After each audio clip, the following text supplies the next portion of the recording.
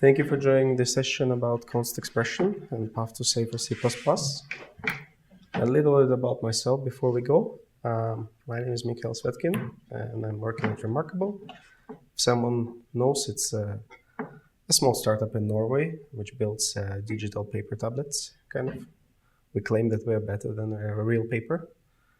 So I've been doing mostly C++ in all my career. And mostly I was focusing on architecture, frameworks, libraries, build system, such parts of things. Yeah, a little bit about myself. I'm not really like to talk about myself. Yeah, the agenda. We will first ask, is C++ a safe language? Then we will look at the common pitfalls in C++. Oh, there are more people coming. Okay. Okay.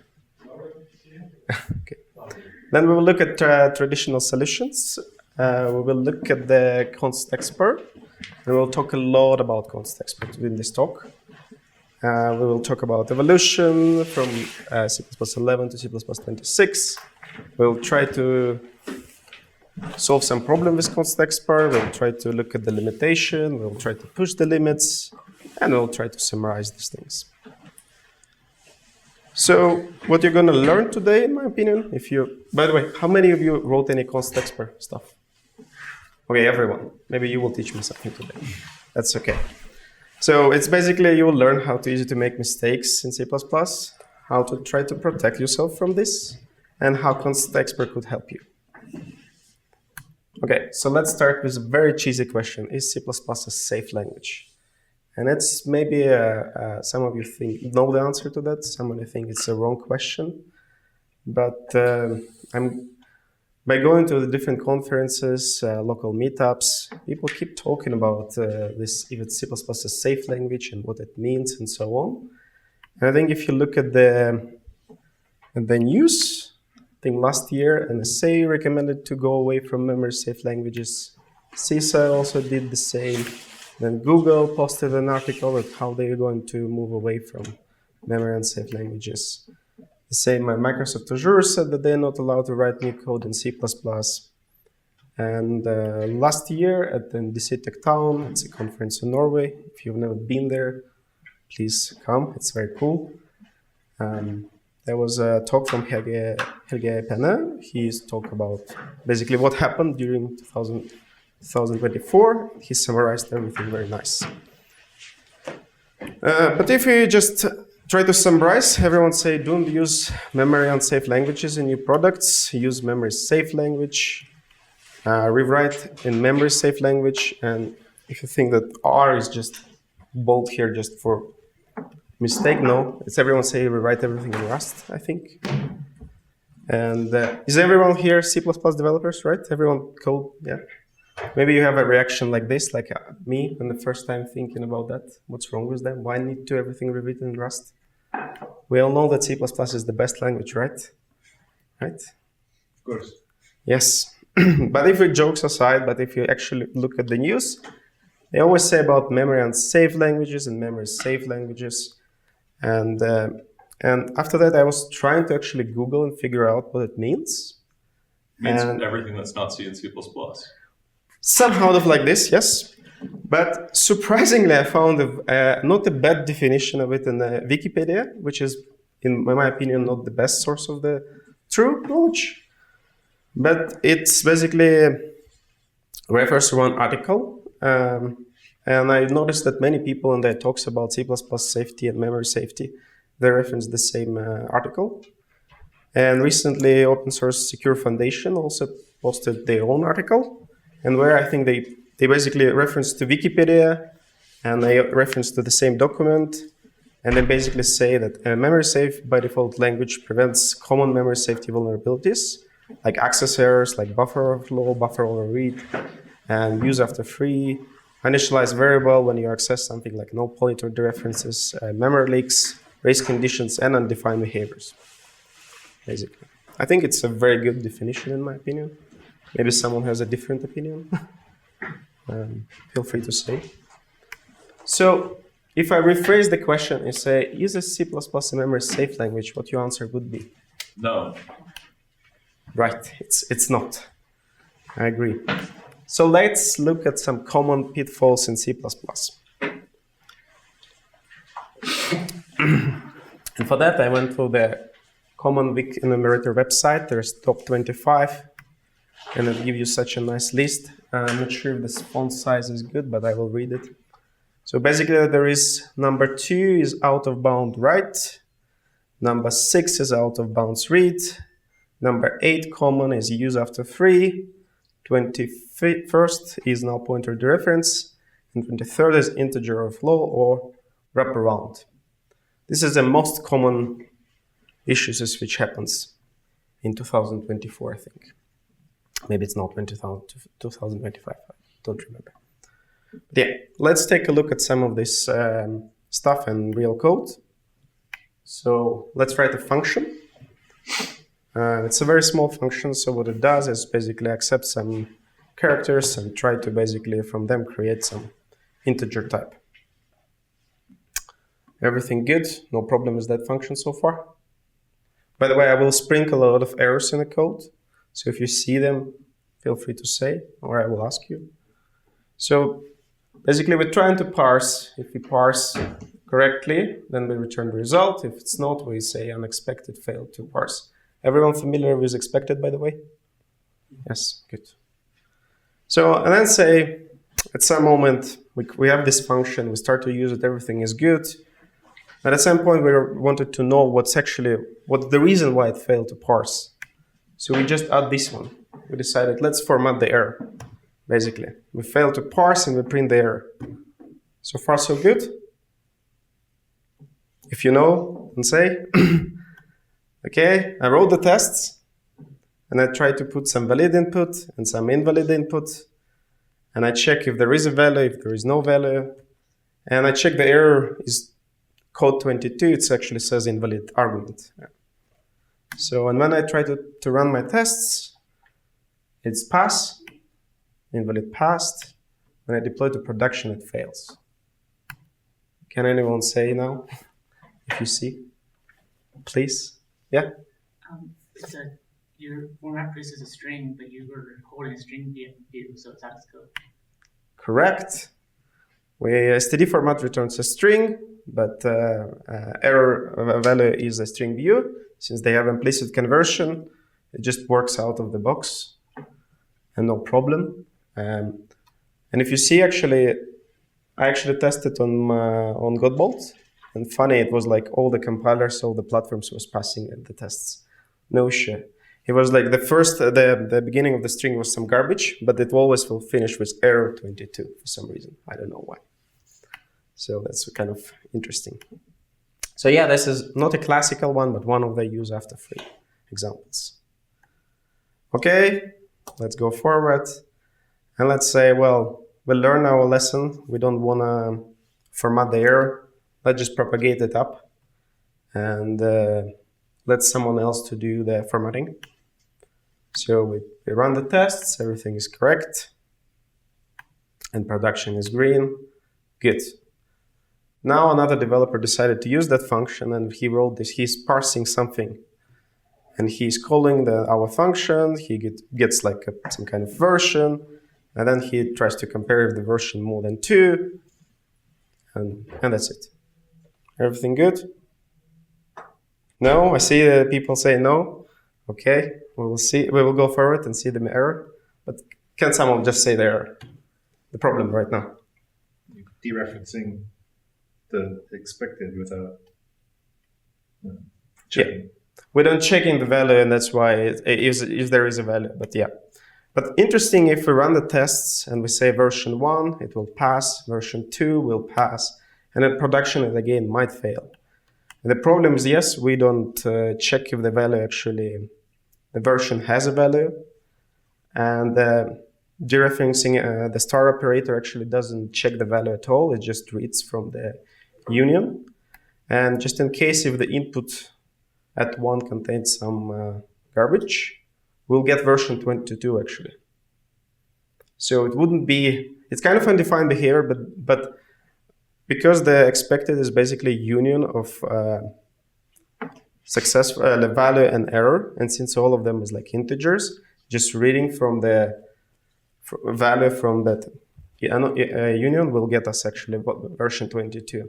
So such errors actually even harder to debug because you will not get them, like you don't see them, and maybe in production something start to fail or not fail, and some random stuff happens. I would call it null dereference check kind of issue, but when I did a dry run at Oslo meetup, people told me, no, that's not correct. Null dereference specifically about pointers. So I was like, okay, let's call it dereference without check. But yeah, so just to work around, you can check if there is a value. If there is no value, you will return the error. You can also use monadic operations if you like. I'm just one of the way to. You also don't test if your input is empty. Very nice. But yeah, I was just about to say, like, we're passing the tests. We added a new test for invalid version. And the production still fails. It's correct. We actually don't check if the input is actually has that index 1. Yeah, and it's basically a classical out-of-bound to read. And it's specifically that such things could happen if you have a big function and like you just adding a new condition or something new extra, and you don't actually know what's was up to like in the beginning of the function. Or it's very common to happen.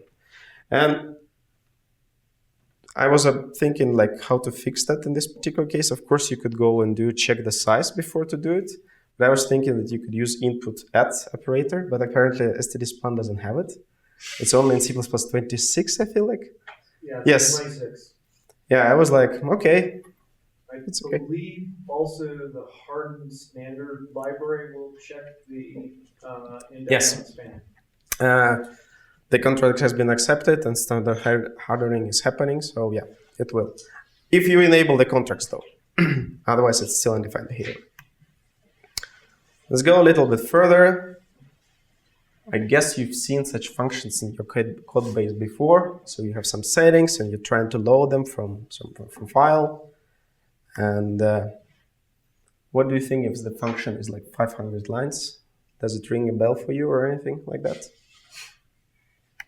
And if you see this, like a malloc, I know everyone's not say like, nah, don't use malloc, but some people still use it.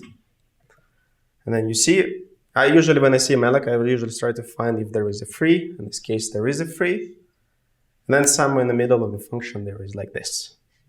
Very, very classical, in my opinion, issue that we allocated something, we didn't free it, and we had the early return. So now we have a member leak. And this is some common pitfalls.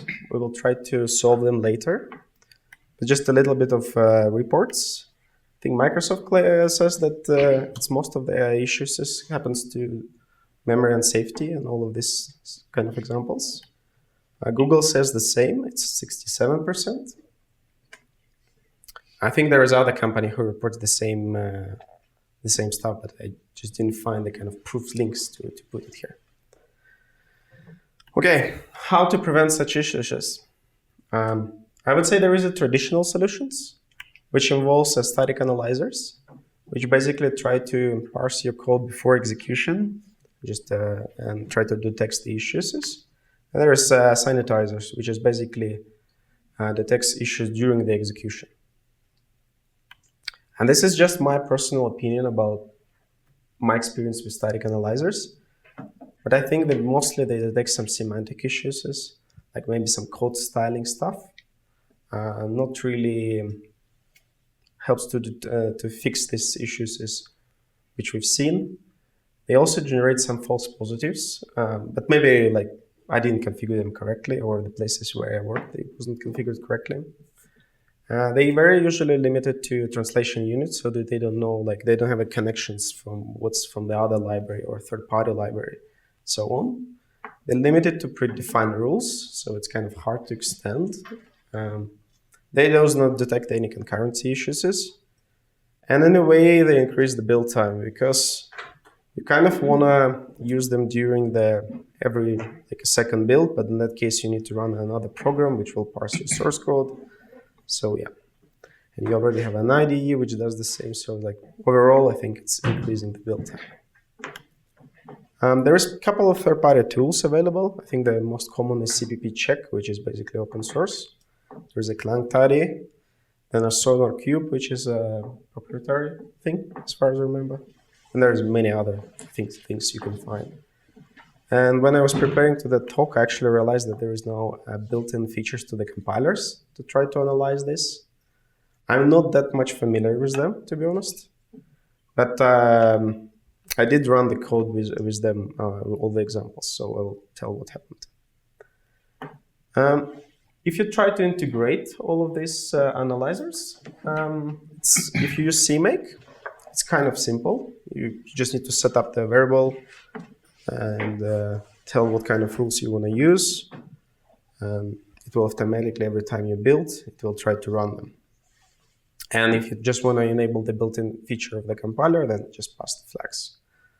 The reason why I'm saying about integration is just because I think like everyone has their own setup, everyone prefers to do in their own way, especially in C++, different IDEs, different operating systems. So I think it's important to have a common way to at least to run stuff or integrate them. So when I run the static analyzers on examples which I show you, do you think any of them detect anything? What's your guess? Yes. Yes. How many of them? All or 1, 2, 3? Half. Okay. So use after 3 hasn't been detected neither by compilers or by the static analyzers. I might be misconfigured something, but that's my result. The reference also passed.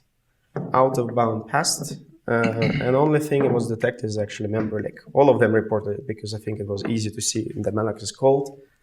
And then because that's the only one that's directly using. That's directly using malloc. The others are going through library. Yeah. So, so in this particular example, as you see, static analyzer didn't help at all. Now let's go to sanitizers. They, I think, makes the life much more interesting. Because in my experience, they don't really generate any false positive.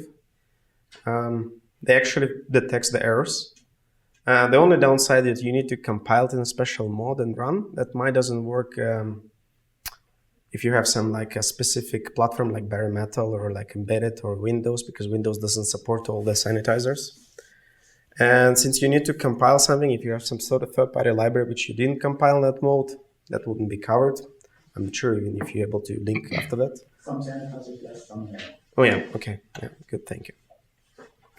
Yeah, so and you need to have a good test coverage because you're not only compiling it, but you're also running them. So you have to kind of compile and run. If your test doesn't cover that scenario, you will not detect the error. It has significant runtime overhead, depends on what kind of sanitizers you enable. The performance could go from twice more, or 10. A memory usage will be increasing.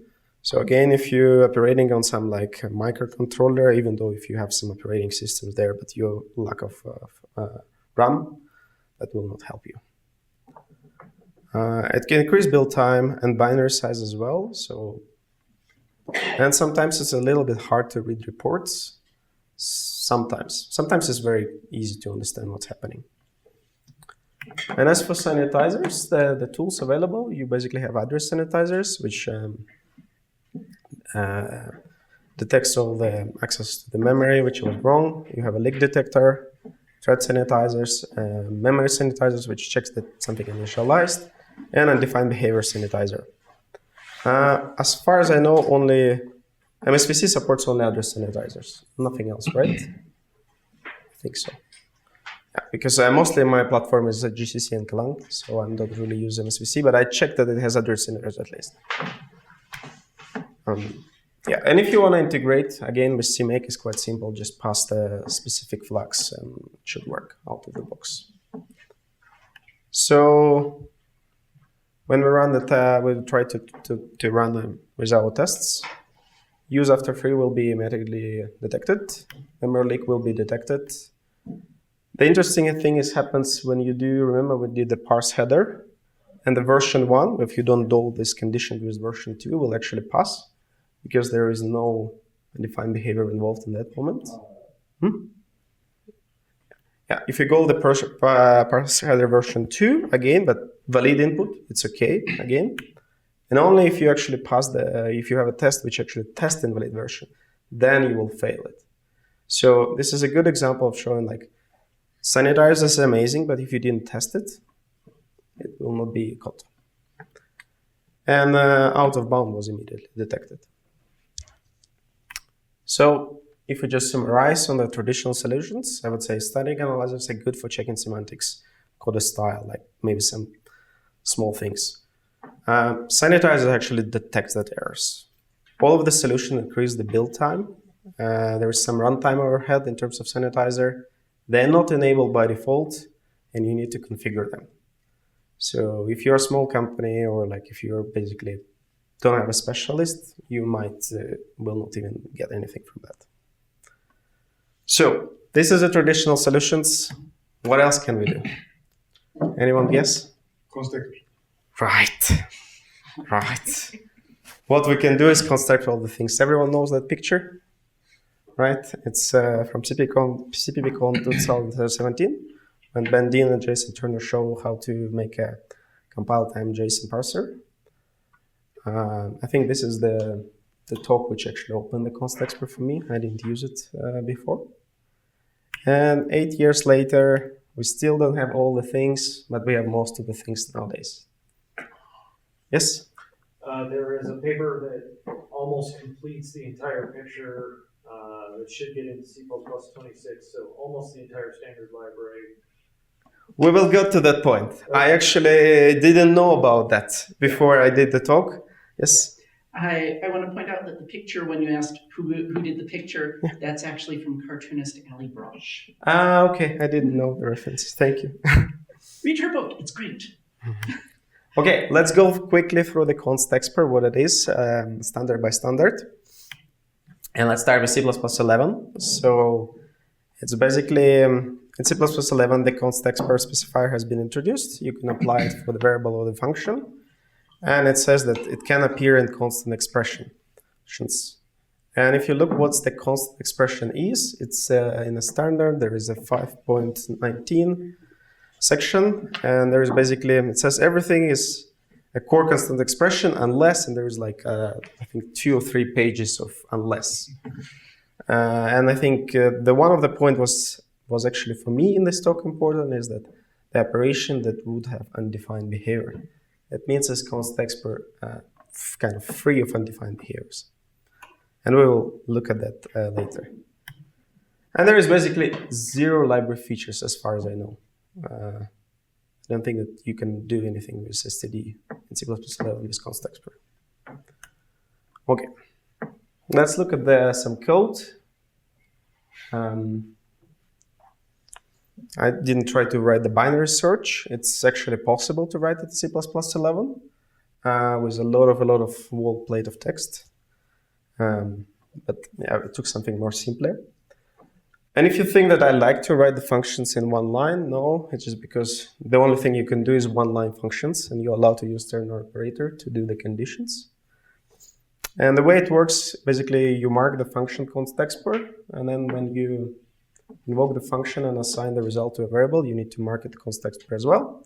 Then the compiler will do during the compilation, it will compute, and basically there will not be any variables anymore, it will just put the value there. Interesting, when I was giving my pre-dry run at Oslo meetup, one person noticed that they have an error in that function.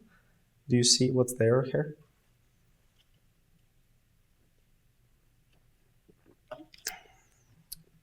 I'm using ints, I'm highlighting it. If n is 0, we'll give a negative. As well? One more. But there's basically integer overflow. And I was like, when the person told me, I was like, okay, I didn't thought about that. But then I was like, actually, we are constexpr, it's not allowed, right? So if we say 47, we will get such a nice compiler error. It said that it cannot be initialized, it can be a constant expression. because the value is outside of the integer. So it's actually quite nice. And then apparently that person who told me he had an article about how to write a perfect Fibonacci function, and he added a section, test it always in constexpr. So it's actually important. It's actually cool. So the first example where you caught the error is by using constexpr.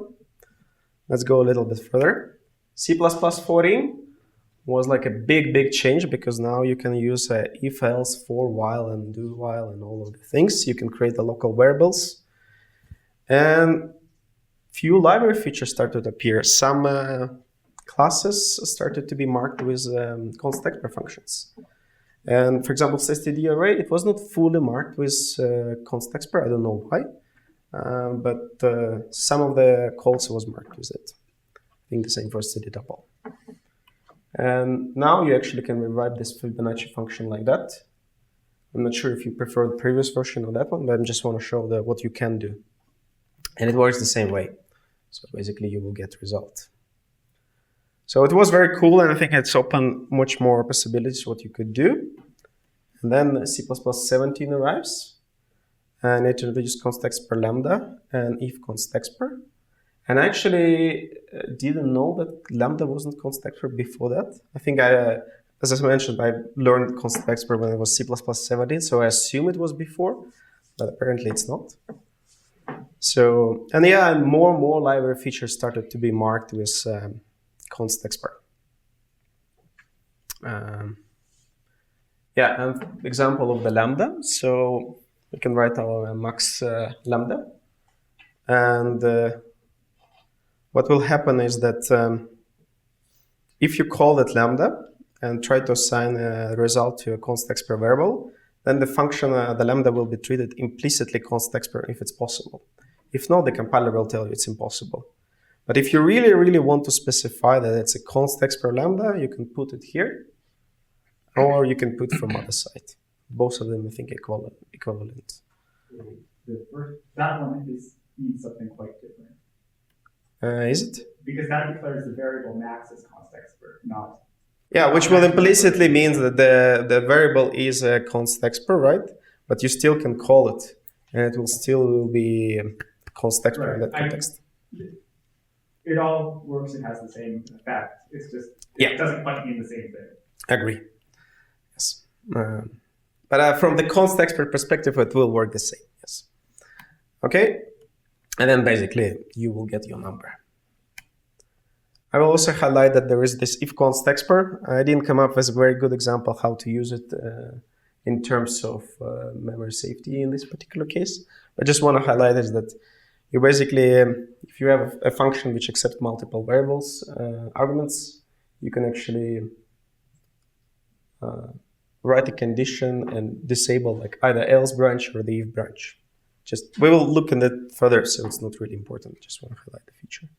And it basically you will get the result. And then C++20 arrived. I think it was like a huge change. There's new keywords, const-eval and const-init.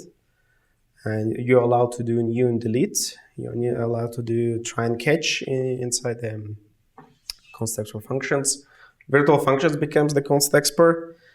And you actually can change active member of a union in constexpr. And I think most of these features was delivered because the vector string optional variants become actually constexpr. So it was very cool. Let's try to use it. So I wrote the code. How many of you think that it compiles actually? So we have a sort function which accepts some values. We put it in a vector, use the ranges to sort it, and then we basically return the vector. So how many of you think that it will compile? No one see the issue here? Okay, I'll highlight. So if you try to compile, you will get this error, is that result is not constant expression because it refers to result of operator new. Turns out is that, you can use the vector inside the constexpr, but you cannot kind of store it in a variable outside of constexpr's context. So everything what you allocate at compile time should be deallocated at compile time as well. So it's kind of sad, but yeah. So To be able to work around it in this particular example, you can do something like this. And here you basically create a lambda and you mark it with const_eval. And this is a new keyword which basically says that function should be invoked at compile time all the time. And you see that we don't need to anymore do a constexpr for a variable result, because now it's already constexpr context evaluation. So we can just get the vector, sort it, return it, and then we can take the value and return it. And it will be okay. That's an example. Then C++23 arrived. It's again extending the capabilities what you can do.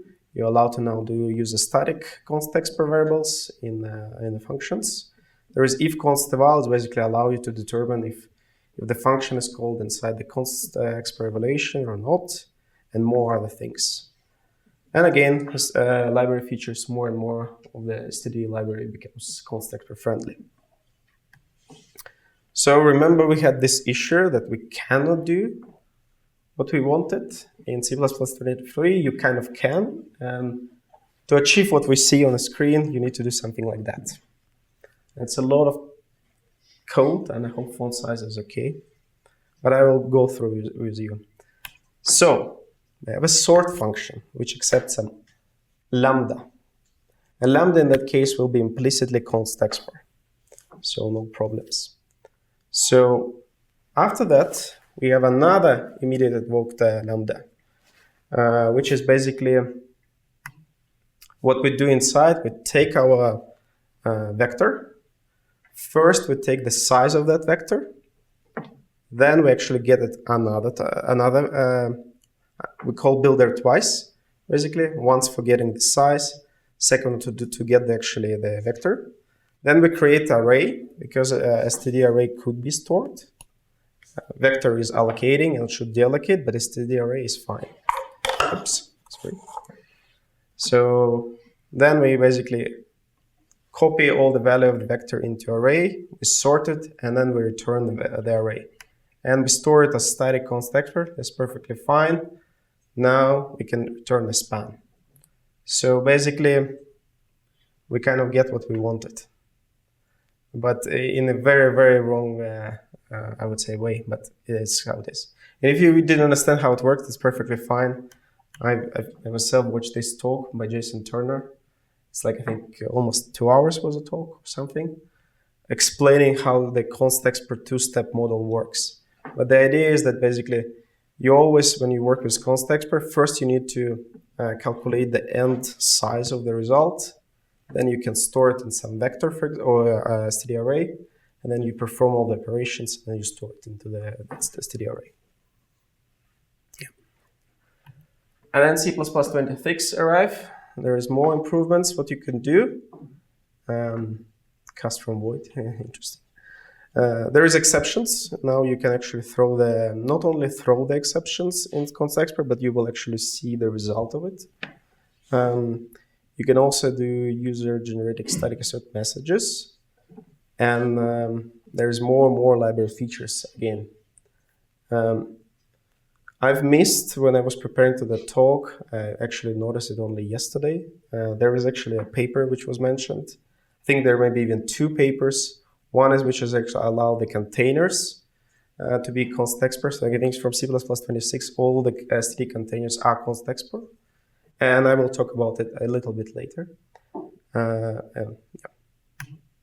I just want to show a couple of cool features of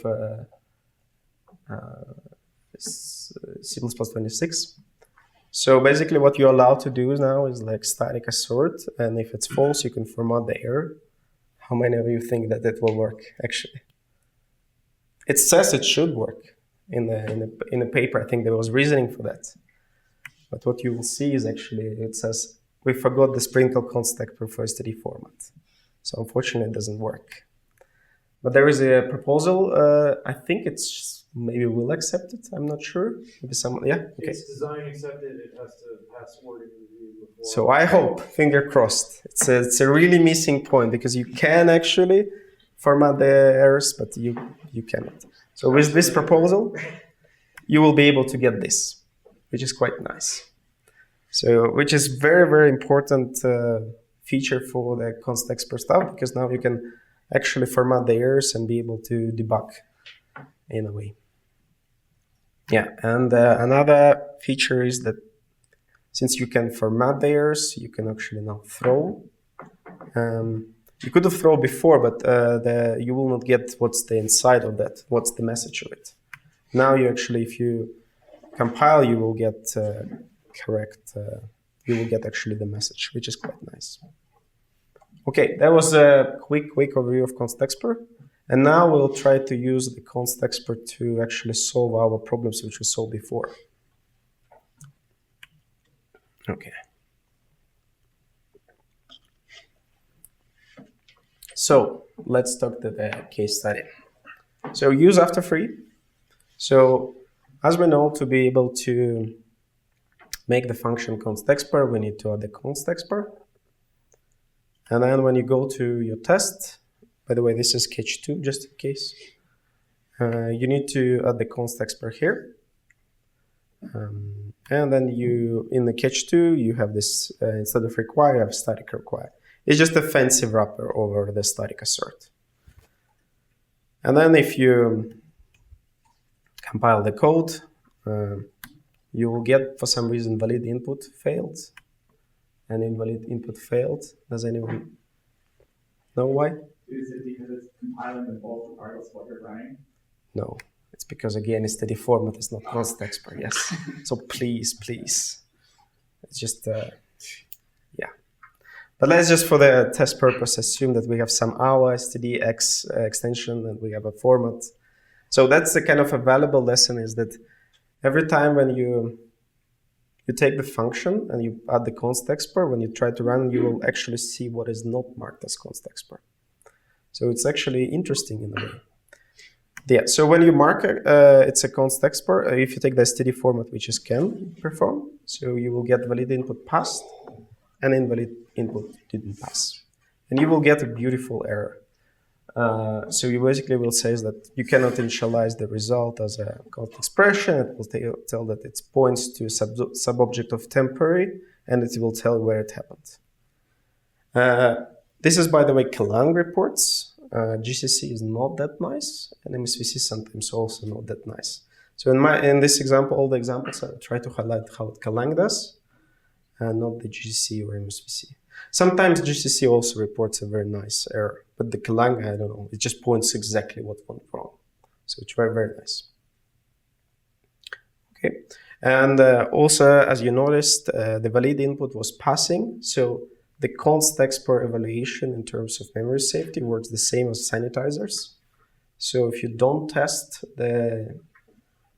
all the variations, you will not you will not catch the issue.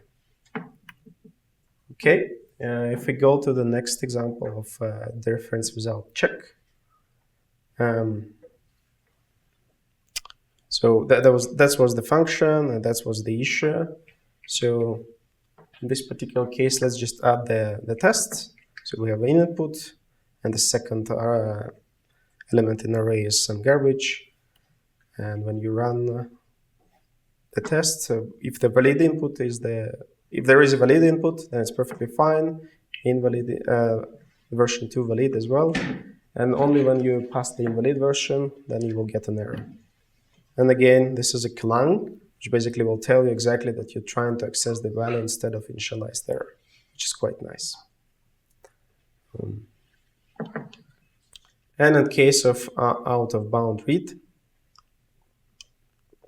again, you need to have some test case, which is basically simulate your invalid situation. And again, running the test.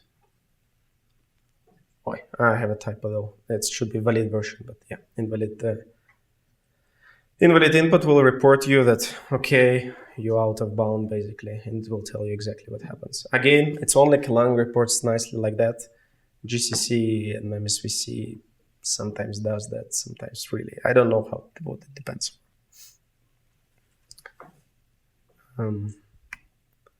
In case of memory leak, so if you look at the malloc, let's just add the constexpr Hi, 1 second. Yeah. Again, let's just start the constexpr and see what will happen. And what you will see is that all the tests will fail.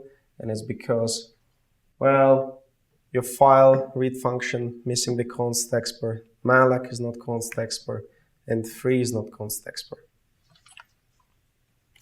Again, what you learn all the time is that just adding the constexpr requires to redesigning something else. And you don't have access to the file system at compile time. So, but luckily, if you have some interface, for example, you can have a virtual function and create like memory file something if you want, or you can even redo the function maybe in 2 steps. You have like a load which accepts an already like a steady span of strings or something. In this particular case, let's just assume we have an interface. And as for malloc and free, you cannot use std malloc and std free. They are not constexpr as well. Let's just use new char and delete. And we are not going to use vector here, just for the purpose of the highlighting the showcase. What? There is a question. Where? Did I do a mistake? Isn't that the wrong delete? Correct. I actually did it on purpose because we're allocating an array, right? But we call the delete on a single object. I just want to show what's the constexpr report will be in this particular case. So again, if there is a valid input, it will, actually, you should have get the error. I didn't show it, sorry. But yeah, if you're just testing the new condition, you will get this like, it's not a constant expression because your allocated storage has not been deallocated in point where it was located. And for the delete, it will tell you that you're using the wrong one, which is like very, very nice. And GCC actually will report the same here. So, so what we learn is that all the issues has been caught at compile time, and constexpr works actually as a sanitizer by that compile time. You will need to change, split, modify your code to be able constexpr compatible, and sometimes it's possible, sometimes it's not. It really depends on what kind of code you have. So like if it's something really, really networking, then no way you can do it. If it's more like some algorithm, some parsing, some I don't know, some simple logic, then yes, you can do it. But yeah. But again, sometimes you can just take the big function, split it in multiple pieces, and actually will definitely improve your code in a way you can put some constexpr somewhere. Okay, let's talk about constexpr limitations. So there is a language features, there is library features, and there is ecosystem, I would say. So when we talk about language features, I would say this is the most things which is still lacking. So there is basically no access to I/O, even though you technically can have a read-only access to the file system, but we'll talk about it a little bit later. But no networking, no loggers, no thread, no coroutines. Even though the coroutines technically should be possible, but it's not there. And there is no way basically to debug. Yes? There is another proposal for coroutines, but it is not going to be in C++. Okay, I was almost like, yes, please. And I was like, okay. Yeah, but probably in 20. Perfect. We will wait. Yeah. But here I will just highlight the limitations and we will try to push them forward a little bit, push them later. So there is a library features. And this is where I didn't know actually that there was new papers. So, but yeah. So at the NDC Tech Town last year, Jason Turner asked the same questions. What's the parts of standard library are not currently constexpr? And then he pointed at the work of Hana Dusikawa, who basically was doing this, adding the constexpr to all the containers. And yeah, by the way, this QR code doesn't work, so I generated another one. But the interesting part is that I will try to see if I can go to, 1 second, if I can go, yeah. Yeah. But the interesting part, if you look at her fork, and you will, if you just look at the changes, most of them is just one action. Just putting the constexpr, nothing else. I'm quite sure that maybe there are the changes in the compiler itself. I'm not sure, but mostly it's just sprinkling constexpr everywhere. Yes. Yeah, I believe foundationally it came back to something with memory allocation being allowed now in the language that was not allowed before. And that is why she can just write constexpr and compile the right version of the compiler to get that to work. Good comment, and I will just point it 1 second if I can do. I'm sure we could probably track the paper down. Yeah, I actually wanted to open her paper. That was I was trying to do. 1 second. I should have mirrored my screen maybe. Yeah, so there is this is her proposal, and she's basically highlighting that now after it's been accepted and merged as far as in so it's part of C++26. So all the containers will be constexpr, which is quite cool. I think there is no any other libraries out there which has all the containers constexpr. I don't think Boost have it. I don't think that Epsil have it as far as the last time I checked. So it's like suddenly std library is the fanciest one, which is quite impressive in my opinion. Also interesting that what she found is actually, there is a link to her personal fork. I will try to, when making set map and her reset, she ran into UB. So it was actually interesting, since I didn't know about that paper before I did this talk or prepared the talk. It was also, as she was mentioning, it's actually kind of a good argument for constexpr all the things and actually test your code. So she found a UB in a LLVM of libc++, so it's really, really nice. So it's a quite cool. And I think it generally also proves that, yes, you cannot do constexpr maybe of all the things in terms of the like real software like with the business logic. That may be hard because there's many constraints. But when you do a library code, it's definitely possible. And now I need to try to close this. 1 second. This one. Yeah. Okay. Now let's talk about the ecosystem. I put it as a separate because we all not only using std library, right? We use other libraries. And as I mentioned, is like there's not that many libraries which actually add the constexpr in their code bases. Because many libraries in C++, I think they are still compatible to C++11. So adding the constexpr, which would be constexpr C++20, is a little bit hard. So there is definitely a problem. So I would really hope that we at some point raise the raise the bar and say the minimum C++ level is 20 at least, not 11. But here we are so far. And I also would mention that test frameworks integration is lacking, and we will look at it in detail later. But the same issue, most of the test frameworks, they designed to work with any C++ standard, right? So, so when you start to use constexpr with them, it's a little bit hard to integrate. 1 second. Okay, let's try to push some limits at least. So as I said, language features, library features, and ecosystem. So for the language features, basically IO, threads, coordinates, and no debugger. So there is nothing we can do with the current C++, any compilers about the networking, loggers, threads, or coroutines. They're just kind of gone. But with file system and debug, we kind of can play a little bit. We can try to push the limits. And what I mean is that technically we now have hash embed, which allows you to read the file, and it allows you to put it in your code, so you can actually use the content. Because it's done before the function even invoked, like it's preprocessor who's doing it, so you can use that information in constexpr.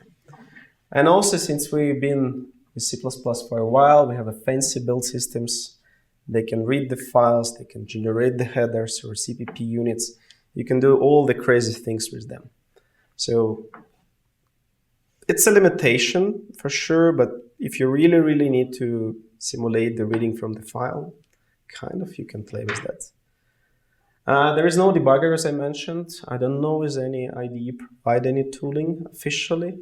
Maybe someone hiddenly have it, but no. So the only thing we can do, at least if you have C++26, and if any compilers will implement the throw mechanism, which is they still not, then you can do it like throw and see the message, see the value. The only alternative workaround you have right now is like, you can always, when you invoke your constexpr function, remove the constexpr from the variable. Now it will be as a regular function runtime. So you rebuild and run it in runtime mode. It's not pleasant way to debug, but still, we've been in C++ for a while, right? Let's now try to push some library features. So how many of you on the latest ever GCC 15, for example, which was released a couple of days ago? No. Yeah, don't ask that question. It's only 2 days old. So. Yeah. 14. 1. 13. 12. Okay. You don't know the compilers you're using, or I need to go lower? I'm just...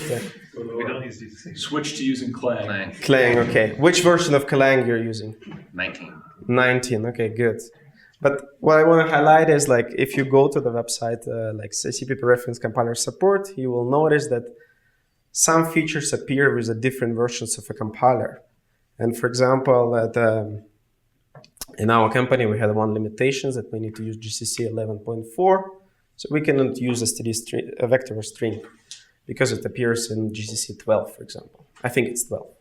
Yes, the workaround was like, you can use std span, technically speaking. It was introduced, I think, GCC 9 or something. So what it means is that you can take your function, remove the vector, and remove the string from there and just replace it with span, right? And if you don't have a span, you can always use a GSL span, for example. That will not help you with like a map on an ordered map, sure, but some limitations you can push by choosing alternatives. And as I showed with the std format, it's not yet constexpr. You can look in FMT format, which is also not yet constexpr, but we will look into that later. And for those who doesn't know, std format is kind of inspired by FMT format. So. And if there is no replacement, for copy the library existing, sprinkle constexpr. You saw how easy it could be, even in the std library, right? Send pull request if it's possible. And just to say of my personal example, since we had GCC 11.4 and we needed a constexpr expected, we basically just look into what's on a std implementation MSVC at GCC, and it was not that hard to make your own, to be honest, because it's there, kind of. But let's look at let's try to push the limit in terms of std format. Yes, it's not constexpr yet, but you can easily work around this with FMT. So FMT format also is not constexpr, but it has FMT format 2, which is actually constexpr. So you basically need to give a small wrapper, and now voila, it will work. So, which is quite niche. I don't know why the author, to be honest, didn't merge it. There is even a GitHub issue open, or even, yeah, I think open, yes. But yeah, I think if I will have time, I will try to make a PR for that, because it's basically, I have my branch of FMT. You literally need to put 3 constexpr words in 3 places. Now it works out of the box. So it's quite cool. And I think it generally highlights the coolness of current C++ as it develops. That, yeah. That now it's mostly just putting the constexpr there. Okay. As for the ecosystem. So, as I mentioned, that you can missing constexpr in third-party libraries. In our example, in our case, we had the TL expected, which is basically C++ 11 implementation of expected. And we wanted to go std expected, but we couldn't because we didn't have C++23. So what we end up to doing is, we had the temporary our own expected. Then we just try to push the GCC. We upgraded to GCC 13, I think, and now we get the expected there. Also in our code base, we use a lot range v3. And range v3, even though it has some constexpr support, it's not that really great. So we will try, for example, use std ranges now more and more.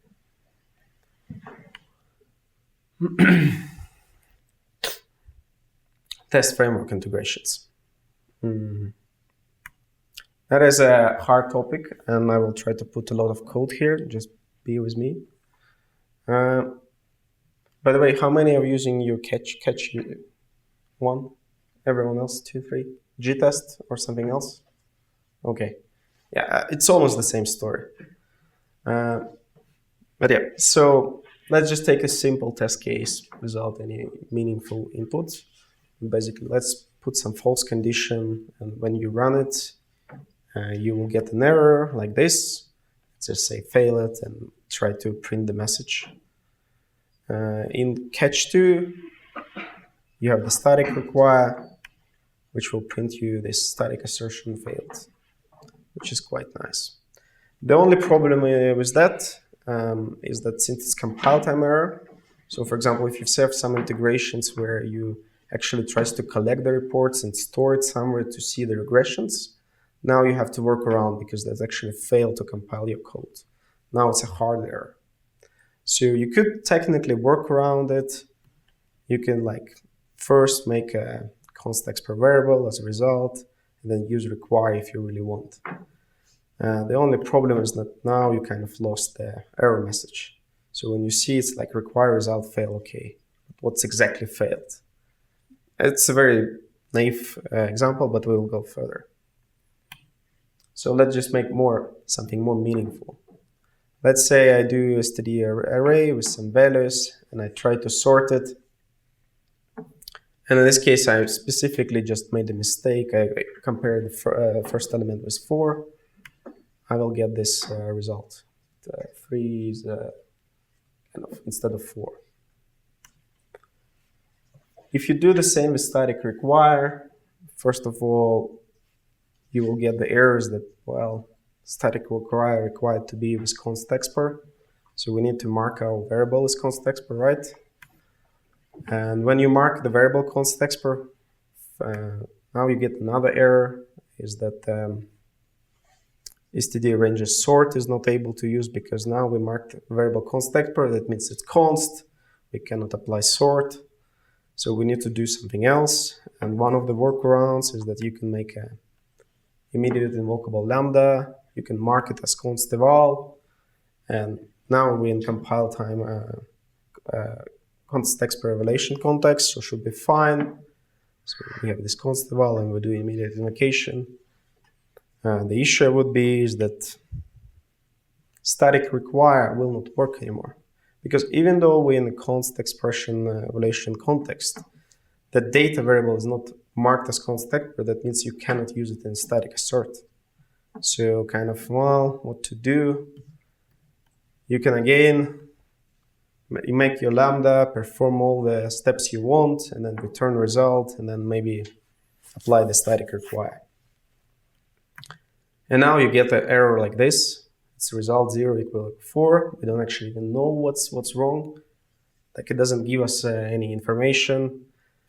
It would be nice if it could give us information. And apparently some compilers actually do it. And in this case, it was a Clang who actually did use it. But again, it only works with the simple types. If you have your own custom types, it will not know how to print them, unfortunately.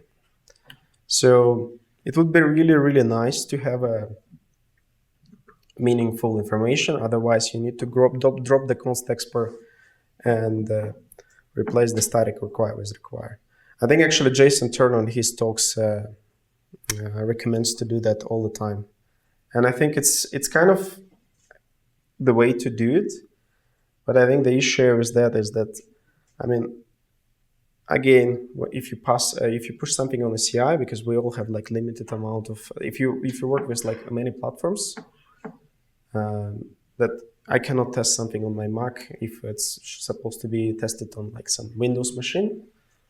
Then you need to wait CI, and CI give you this error. It's like, okay, and like that's not really feasible.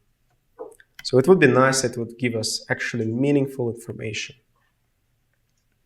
So let's try to solve that problem. So we can use static assert directly, and we can do a formatting of the error, right? And then we'll get our error. That's actually quite nice. But again, it only works if you have C++26, right? And the latest ever compiler, which can support that. But let's take a little bit other example. Is that in the real test cases, you would see is that there is many like operations and then many requires and so on. So it's not like you did something and only once check the result. And by the way, I also forgot to mention here, now we completely lost the integration with the, yes? Oh, I did want to say, if you are going to C++26, you might have happier results with using contract assert inside of your const_eval function. True, very true. The problem is that none of the compilers implement the static assert, at least implemented It's by not the 26 GCC. yet. Yes, GCC and Klang at least support, I think, yeah, they both support formatting messages. So it would be nice, but we're not there, right? But very good comment. So yeah, in a real case scenario, you have like other operations and you do requires and so on. So, yeah, back to here, forgot. Now we completely lost the integration with the framework. We now directly call static assert. There is no any way to get there. In catch 2, you can have like, you can do the, what's called, I think they have a macro which says like info, we push this formatted error there, and then if the require fails, it will print it. But again, it's a lot of boilerplate steps. So that's what I was trying to mean to say about the test framework integration. But yeah, in this particular case, we just lost it. The only thing we do is just test case macro, which is almost meaningless here. Yeah, but yeah, in real test case, you have multiple requires and other operations. So the only way to do it with constexpr would be something like that. Unless someone else has a better idea. That's what I've been using by myself, is like you make a lambda and then you return the expected with a void value and the std string as an error if something happens. And then you do basically if it's, and you do your conditions. You can also add your own macro if you want, and that actually works pretty well. But again, now you're like reinventing your own test framework. Yeah. Wait a minute. Does this require the string to fit in the small buffer? I cannot hide anything from you. Let's say, yes, it actually will not work if you try to compile. It's not even that it should fit. It will be, the error would be that again, is that you cannot store the result of a std string, right? It should be deallocated in terms of the constexpr context. So everything allocated in constexpr should be deallocated. So it will not work this case, even though it would be a nice attempt. I think for about string optimization, I think there was a paper for that to fix the behavior that, because std string, you're right, has a small string optimization. If it fits there, it should work. But I think there was like, correct me if someone knows about that, there was a paper I heard that fixes that it should work. I wouldn't be surprised if it got it for something else. It's just not memory allocation. Yeah. So the only way to work around is to use this two-step constexpr model. So what we did here is like we now have a test case and we have a run test case helper function. And what it does is actually it runs the test case twice. First, it runs the test case. If it fails, take the result of the formatted error, the size, creating a std array, and then run the test case. Second time, copy paste the string to the array, and now you got it. Very complicated, but it works actually.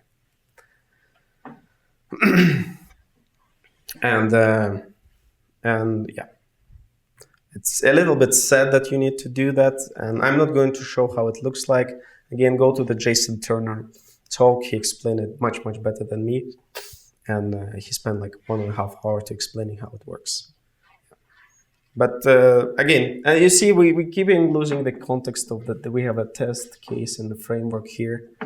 But at least here we can kind of, if we want to, we still can use this macros of require for checking on the error actually, that it's not empty. And if it's not empty, it will print what's inside. But yeah, we will just continue with static assert here. And if we run, we will get this as an error. Works perfectly fine actually, it works on all the compilers. And if the only question, if you don't have a C++26, so should we just give up and do anything? Who thinks about that? That there is, should we go forward or just give up? No? Okay, I'm sorry, I might be putting questions wrongly. But there is basically a workaround how to do it before C++26. What you can do is like, you can have this std extension called static verify, and credit here should go to actually Bendin. I have my own implementation, which was much worse. His was like much simpler. But what we have is that now we're using static assert with only like a condition. We don't print any message. And we instead we're passing the error empty to that helper. And the helper looks like this.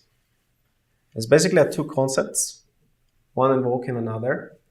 And static string, everyone familiar with it is, or I need to explain? It's basically a fixed size static string which you can use as a template argument. It's basically a std array with a little bit fancy API on top of it. It's like a, yeah. But what happens here is that basically we have our concept static verify, which calls static assert. And we need to do these two steps because without it, we will not see the error. I will show you how it looks like. So if you have a message like this, and you say static verify like this, you will get static assertion failed. And at first, when it prints you diagnostic about the concept, it will tell you the first concept where it fails. And the message here is just a variable.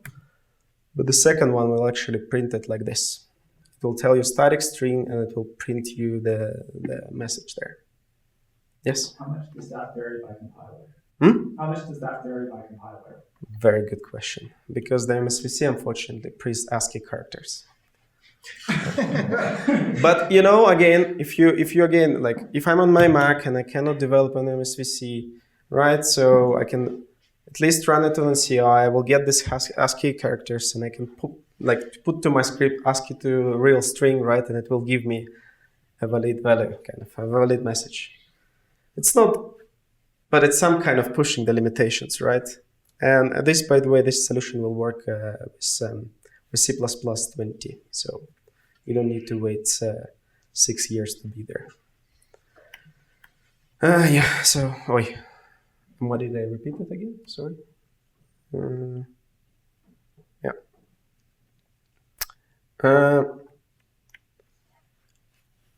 If you want to learn more about how to push the limits, I really recommend you to look at these 3 different libraries. Is anyone familiar with Boost PFR?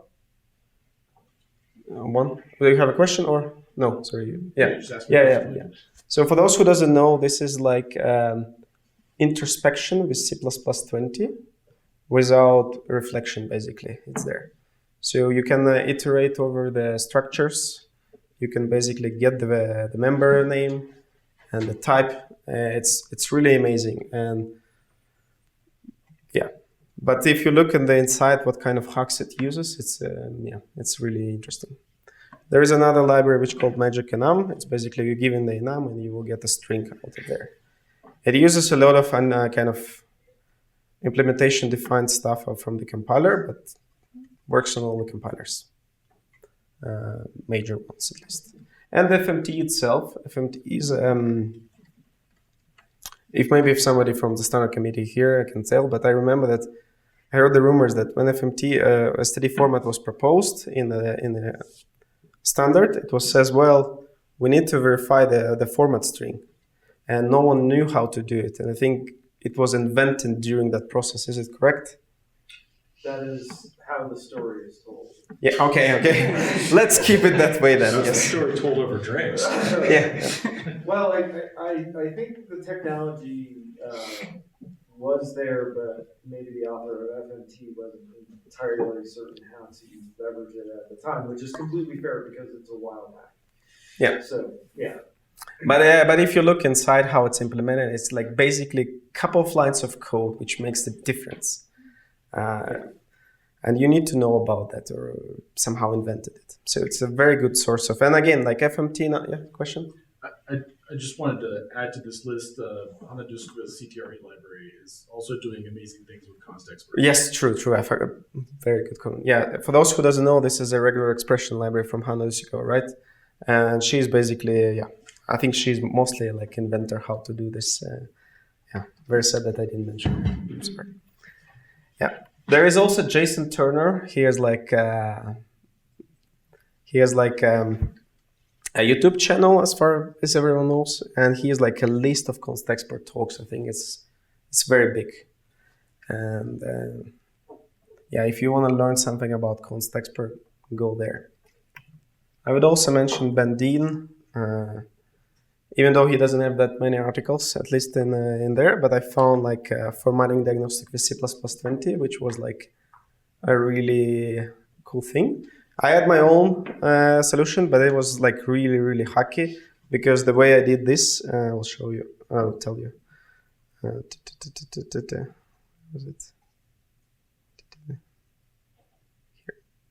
Yeah. So here is like a concept. In my case, it was like you check the condition, and if the condition is false, you will call deleted function. And then compiler will tell you calling the deleting function, and the message is like that. And then depends on the version of a compiler, you need to change the semantics. It was really not cool and a little bit ugly. So that's solution from his article. Yeah, and also because I went to check his GitHub profile, I found that they have an Intel standard library extension, which is full of compile time tricks, which is really nice to, if you're interested and want to learn, I really recommend. They have a compile time format they own.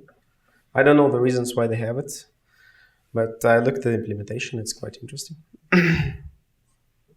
Okay, so let's try to summarize what we talked today. So yes, constexpr is memory safest subset of C++. However, I would not personally call it as a memory safe subset, because as we saw, if you don't have a test, you cannot claim that it's code correct. And since constexpr mostly is checking like some predefined scenarios in real time in a real program, like the input could be different. And like we have this technique, I didn't mention that, but we like have a fuzzing, right? With constexpr, it's getting a little bit harder to do this. So yeah, it's definitely safest if you check your path, basically. I would also say it's partially replaces sanitizers. Yes, it's lack of concurrency support, but I think if std, the language evolves, we will get there. I would say it's also partially replaces static analyzers, not in the case of coding style and all the semantics there, but generally to verify that the program is correct. Constexpr requires adaptation, and sometimes you need to just sprinkle constexpr, which is really good. Sometimes you need to, depends on the compiler and the version. There, it's might be hard. So yeah, it really depends. Like if you're on the latest, greatest compiler, then you're good. If you're not there, you will have to find your way. And yeah, constexpr is built-in feature, which almost works out of the box. And as we saw in these examples, I will just go back. Technically speaking, we don't even need the test frameworks. We already like have our own test framework, right? Because if you have immediate invocable lambda in constexpr context, it will try to verify if if it doesn't work, you will get a compile time error. But still, let's go back. Yeah. So I really recommend you to try to use it. That's basically all from me. Thank you. And if you have any questions, please.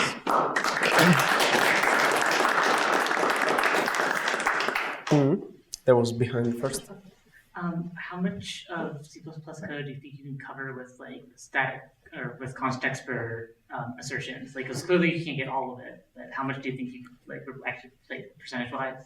Static assert, no, you cannot, because as we saw in here, like, let me show you. Or what I meant to say was constexpr. Like, how much, like, compared to a static analyzer, you started the talk by talking about like static analyzers catch this much. How much do you think constexpr would catch? Like this technique would catch? I would say it's the same as sanitizers, right? So if you have a test which covers that path of then the constructor will catch it, because it's literally not allowed to have undefined behaviors. Even though technically I found one undefined behavior when I was preparing to the talk, but it's more like I think it's a compiler bug than an actual issue. Yes. Sorry. No, sorry. Okay. You can still use sanitizers on code that does I/O, that interacts with things that can't be constexpr. But this is limited to the things that are purely internal to your program, which can be a lot. Mm-hmm. Yeah, it was.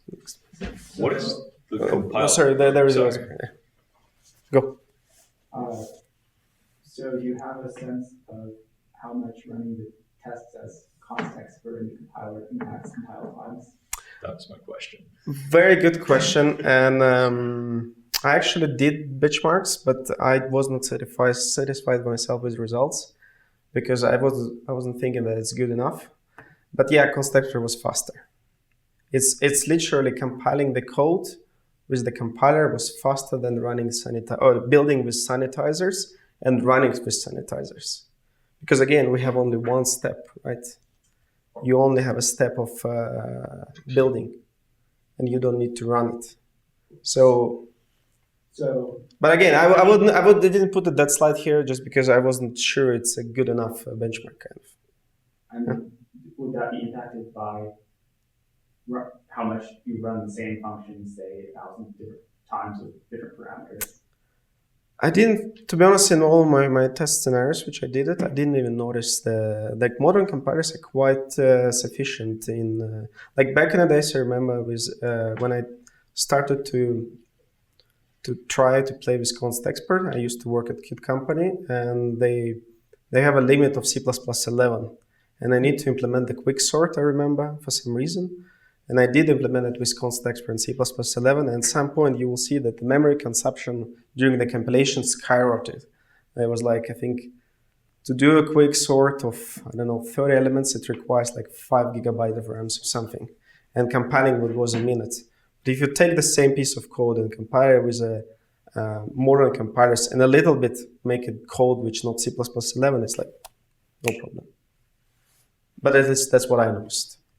A slightly different answer to the question is, the conventional wisdom is that adding constexpr can make compilation slower, but especially in things like recursive functions like the quicksort. But in general, template instantiation has a much bigger impact on compilation time than constexpr does. Yeah, very good comment, because my original Fibonacci, if I can find it, but my original Fibonacci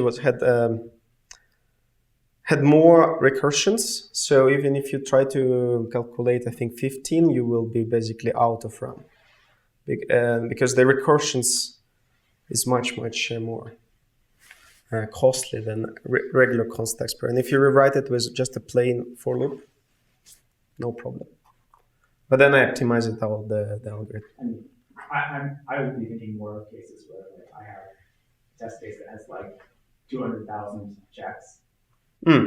But I can point another problem, which I try to kind of avoid it. And if you look at this, so I kind of simplified here a lot, and I said just put the constexpr. But it's a class, right? And it's a member function. It means the const expr should be visible for those who call it. That means you need to move that function to the header. And that will actually definitely significantly slow down. Now you cannot basically do forward declarations. You cannot basically split to header to CPP. You're technically supposed to use modules, which I hope I will learn on this conference that it's there with CMake 4 and everything with latest compilers. Yeah, I did a quite significant simplification because right now it's this function would have been in the CPP, right? But that means you cannot actually mark it as constexpr because the constexpr has the same things as the templates. It should be in the header, sadly. But I hope modules will fix it. Yeah. So do you have any sense of the difference in completeness of detection of sanitizers versus constexpr? Because you said that the files sometimes have bugs, and I know the sanitizers are not quite complete either. Yes, this is the same, but the only thing with sanitizers is that they covers more, right? Because they have this, you can cover, like they have a concurrency sanitizers, right? Here you cannot even use it. So again, you're limited that you cannot do IO, you cannot do, yeah. So again, but in case of like a simple algorithm, like binary search, for example, Fibonacci, implementing your own expected or like making the containers, which is headers, then I think you will win with constexpr rather than sanitizers, because it just works out of the box, and you get immediate feedback from your IDE because it's a static assert. You will get an error; it will be there immediately. Right.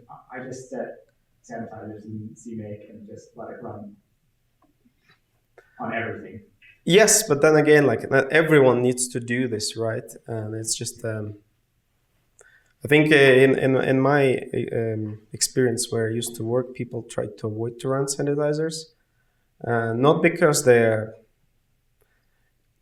don't want to use them. It's just because it's impact the performance, it's impact the like a runtime or like all this runtime overhead, and the compilation is slower. And if I just change one single thing, why do I need it? Usually, I have two different builds.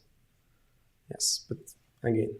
And again, it's okay for GCC and Kelang, but what to do with Windows, which only has other sanitizers? Yes. Yeah, so we solved that little problem on the sanitizers by putting them in a nightly build and, doing the latest stuff, not in cycle with the developer, but it's soon enough detected that it's not a problem. Going back to the language features that enable the library changes, It looks to me like there's 2 to 3 features. constexpr cast from void, that is C++26. Yep. Constexpr placement new, and the third one is constexpr structured bindings and references to constexpr variables. Not sure that one's really necessary for it, but probably those other two are related to what Hana can now do with the library.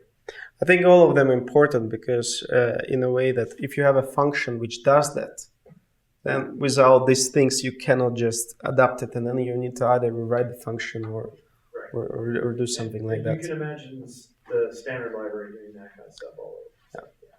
The other thing is in terms of limitation adaptation, I've noticed it is that because the compilers release, we have some time to wait for the compiler to release a new version, right?